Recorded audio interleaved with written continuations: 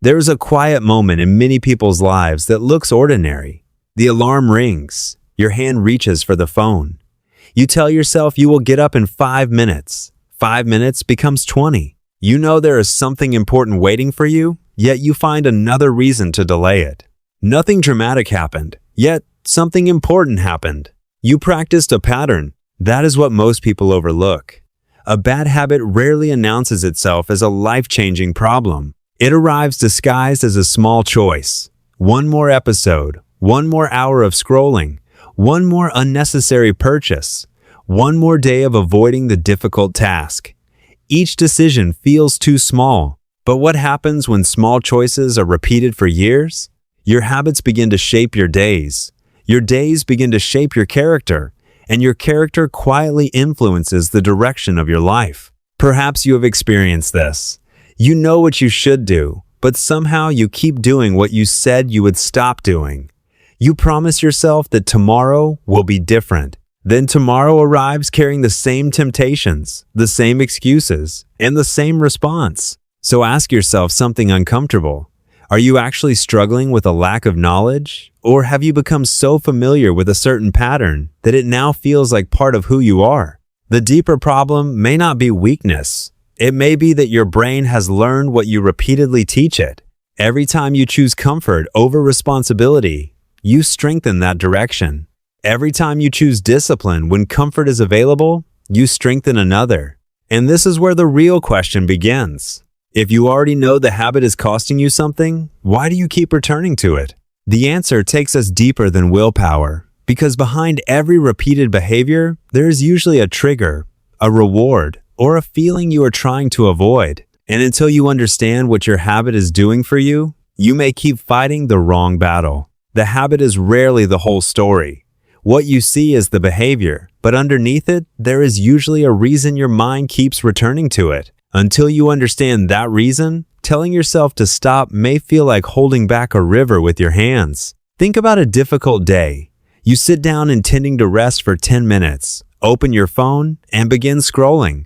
An hour disappears. You knew you had other things to do, but the phone offered something immediate, relief. It gave your mind an escape. Many habits survive not because you love their consequences, but because you value their immediate reward right now. Procrastination can give you relief from the fear of failing.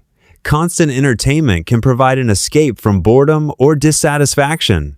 Unnecessary spending can create brief excitement when life feels dull. Even staying busy can become a way of avoiding questions you would rather not face. The behavior may be damaging your future while protecting you from discomfort in the present.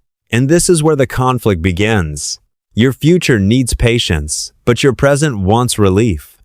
Your future needs discipline, but your present asks for comfort. Your future needs you to face uncertainty, while your old patterns offer something familiar.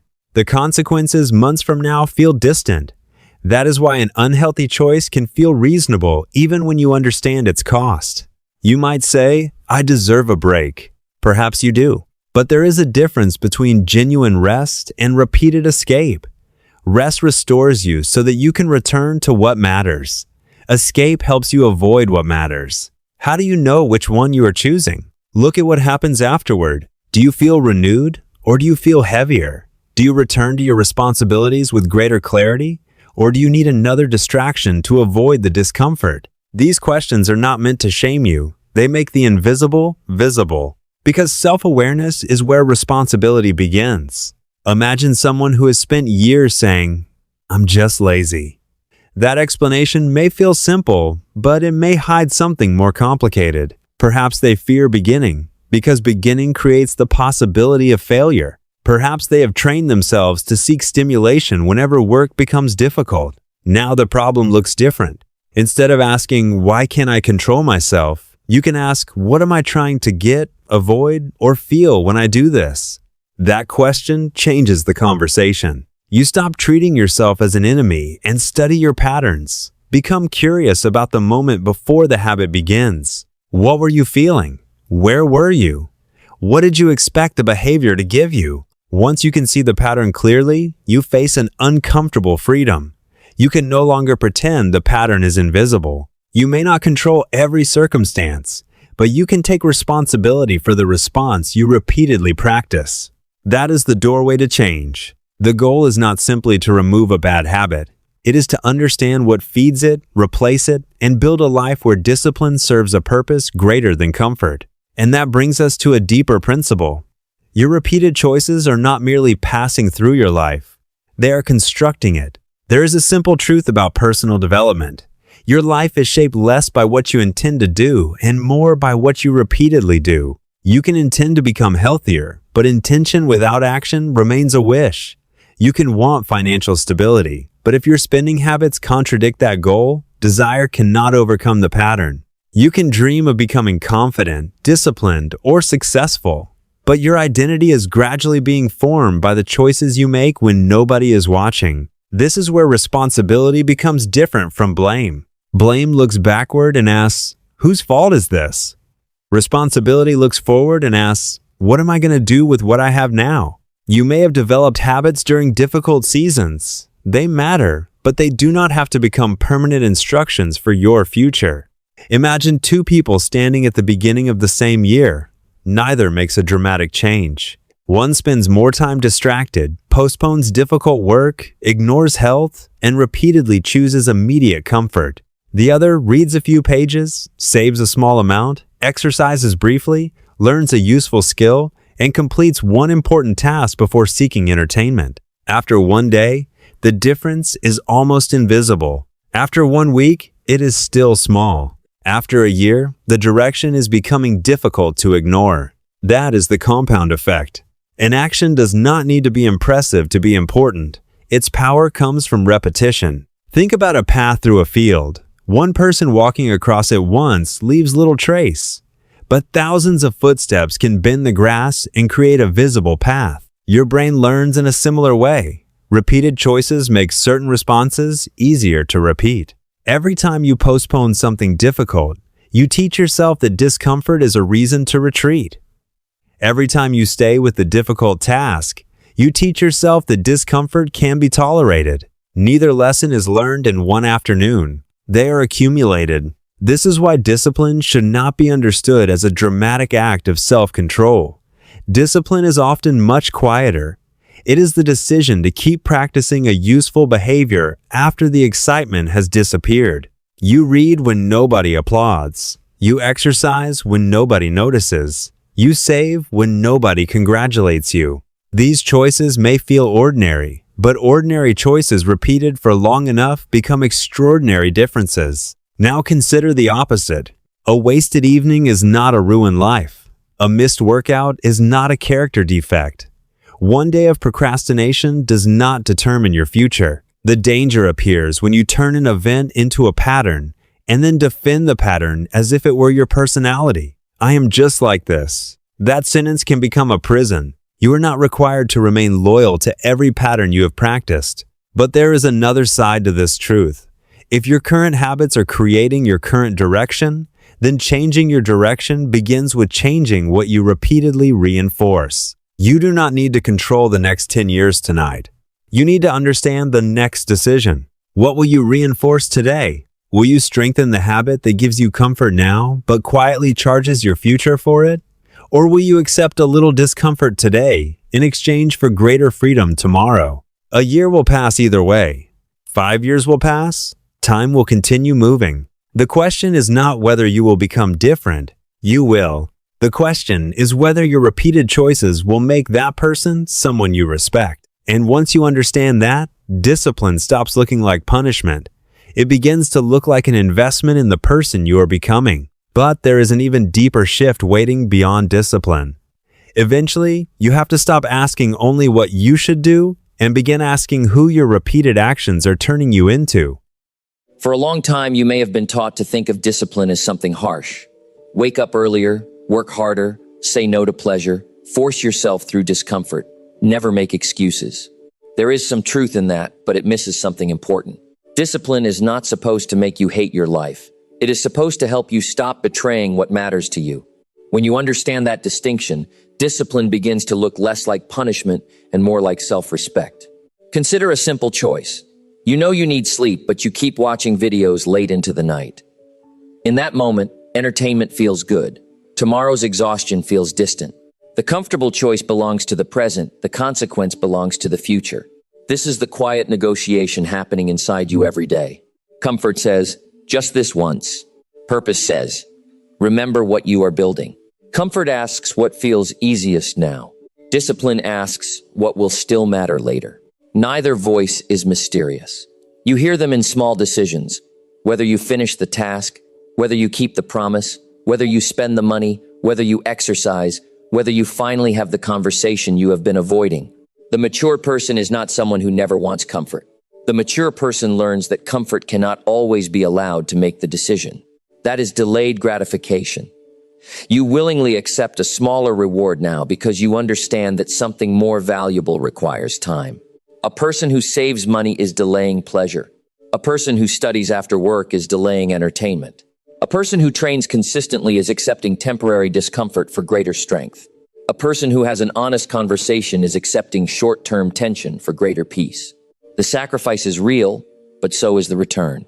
Yet discipline becomes much easier when you stop making willpower your only defense. If your phone is beside you while you work, you are asking yourself to resist hundreds of invitations. If every distraction is one click away, you are making the difficult choice unnecessarily difficult. Change the environment. Put the phone in another room. Remove unnecessary notifications. Prepare your clothes before sleeping. Keep the book on your desk. Decide when you will work before the day becomes chaotic. You are not weak because you design your surroundings. You are wise enough to understand how easily repeated cues influence behavior. Make the good choice easier to begin, and make the unwanted choice slightly harder to reach. Then make your commitment smaller than your ambition initially demands. You do not need to promise yourself an hour of exercise every morning if you have not exercised consistently for months. Begin with 15 minutes. You do not need to read 50 books this year. Read a few pages today. You do not need to rebuild your entire career this week. Spend 30 focused minutes developing one useful skill. Small commitments matter because they create evidence. You begin to see yourself doing what you said you would do. That evidence becomes confidence. Confidence becomes consistency. Consistency begins to change identity. And when you fail, do not turn one missed day into a verdict about who you are. A mistake is information. A setback is an interruption. Neither has to become an identity. The dangerous sequence is simple.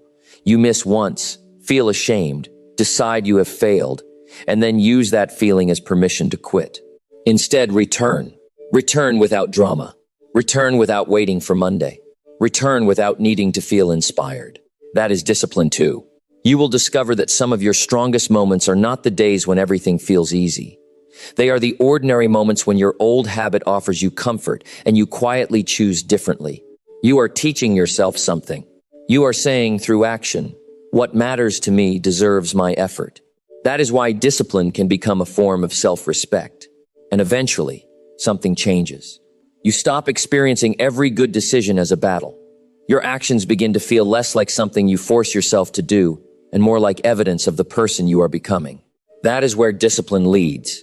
Not to perfection, but to identity. There comes a point in personal growth when the question has to change. At first you ask, how do I stop this habit? Then you ask, how do I become disciplined enough to maintain the change? But eventually, a deeper question appears. Who am I becoming through the choices I make every day? Because your habits are not only producing results, they are producing evidence about you. If you repeatedly tell yourself, I always procrastinate, and then continue postponing difficult tasks, your behavior keeps confirming the story. If you say, I have no self-control, and repeatedly surrender to every impulse, the statement begins to feel like an identity rather than an observation. But identity can change. Not because you repeat a sentence in the mirror, but because you begin collecting different evidence. Imagine someone who has spent years believing they are undisciplined. One morning, they make a small promise, 20 minutes of focused work before checking their phone. It sounds insignificant, but they do it. The next day, they do it again. Then they miss a day. Instead of abandoning the effort, they return the following morning. Something important is happening beneath the surface. They are no longer simply completing a task. They are building evidence that says, I can keep a promise to myself. That evidence matters. One action does not transform an identity. Repeated actions begin to challenge an old identity. Think of identity as a house built from many small bricks. Every decision places another brick somewhere. You may not notice the structure changing from one day to the next, but eventually the shape becomes visible. Your choices are those bricks. When you choose patience instead of impulse, you place one brick. When you finish something difficult instead of escaping, another. When you save instead of spending, another. When you tell the truth instead of protecting an excuse, another. When you return after failure instead of quitting, another. You are not merely changing behavior. You are becoming someone who behaves differently. This is why asking, "What should I do?" is useful, but incomplete. Ask instead, "What would the person I want to become do in this situation?" Suppose you want to become healthier. The question is no longer only whether you feel like exercising today. Ask what someone who respects their health would choose when motivation is low. Suppose you want to become financially responsible. The question is no longer simply whether you can afford something. Ask what someone who values financial freedom would choose. Suppose you want confidence. Ask what someone who trusts themselves would do when fear appears. The answer will not always be comfortable. That is the point. Your future identity is built at the exact moments when your present identity wants to remain unchanged. Imagine meeting yourself 5 years from now. Not a fantasy version with unlimited money, perfect health, and a flawless life. Imagine a realistic version of you who has become calmer, wiser, more disciplined, and more intentional. What did that person stop feeding? Which distractions became less important? Which excuses did they stop defending? Which uncomfortable responsibilities did they finally accept? What did they practice when nobody was watching? And perhaps the most important question, what did they begin doing before they felt ready? Your future self does not suddenly appear 5 years from now. That person is being constructed through today's decisions. Every time you act according to your values instead of your impulses, you move slightly closer. Every time you abandon your values for temporary comfort, you move in another direction. This does not mean you must become perfect. It means you must become intentional. There will be days when you fail, days when you procrastinate, days when you lose patience, days when the old habit returns and reminds you how familiar it feels. Do not mistake familiarity for destiny. You practice the old pattern. That means you can practice another. But the new identity needs evidence. You cannot simply declare yourself disciplined while refusing every opportunity to practice discipline. Start small. Keep one promise, then another. Finish one task you wanted to avoid. Choose one uncomfortable but necessary action. Let those moments accumulate. Eventually, something inside you becomes quieter. You no longer need to constantly announce that you are changing. Your behavior begins speaking for you. You begin trusting yourself because you have given yourself reasons to trust. And that may be one of the greatest forms of confidence available to you. Not confidence that says, "I can control everything." Confidence that says, "Whatever happens, I can choose my response, keep learning, and return to what matters." That is identity transformation. You are not trying to become a completely different person. You are becoming more deliberate about which version of yourself gets strengthened. And now the philosophy has to become practical, because understanding who you want to become means very little until you know what to do the next time the old habit appears. Understanding your habits is valuable. Knowing who you want to become is powerful, but neither will change your life if everything remains an idea. At some point, philosophy has to meet Tuesday morning. You wake up tired, your schedule is full, someone needs your attention, your phone is nearby, the difficult task is still waiting. This is where change becomes real. Not when you feel inspired, but when